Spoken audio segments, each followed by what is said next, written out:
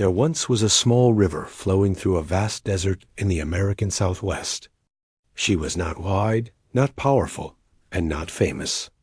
But wherever she passed, life bloomed. Wildflowers opened their petals. Grasses whispered in the wind. Birds nested along her banks. Cottonwood trees leaned over her water, as if to thank her for her quiet generosity. The river loved the world around her. She believed that wherever water flowed, life must surely exist. She did not yet understand the desert beyond her reach. One night, as the moon cast silver light across the sand, a snake slithered toward the river. "You seem happy," the snake hissed. "But just beyond your banks, everything is dying. The desert is burning under the sun. Your little patch of green means nothing." If the snake had been wise, she might have said, "You are doing something beautiful." But she was not wise. She was bitter, and the river, hearing this, felt the first sting of doubt. "How can I help the whole desert?" She asked. "Ask a human," the snake replied.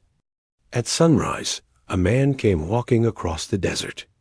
The river told him everything. "I know what to do," the man said confidently.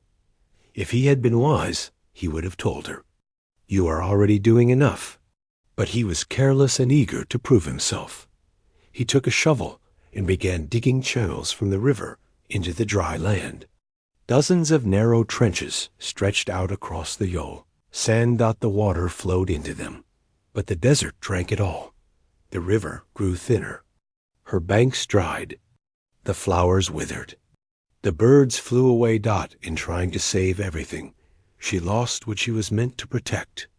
Weak and grieving, the river barely flowed. And a bright desert bird landed beside her. Its feathers shimmered with color against the pale sand. "What happened to you?" the bird asked gently. The river told her story. The bird listened and then said, "You were not born to water the entire desert. That is not your burden to carry. Return to your path. Give life to your banks. Let your strength grow where you are meant to flow." "But the desert is still dying," the river whispered. "Yes," the bird replied softly. "Feel compassion for the desert, but let your joy strengthen your current. When people see life flourishing along your banks, they will learn how to bring water to the rest of the land. That is your purpose." The river gathered what strength she had left. She turned back into her natural channel. Slowly, steadily, life returned to her banks. Grass grew again. Flowers bloomed. Birds came back. The desert was still vast and dry, but now there was something powerful flowing through it, a living example. The river carried both joy and sorrow within her current. Joy for the foy, life she could nourish, sorrow for the land she could not yet reach, and that balance gave her strength.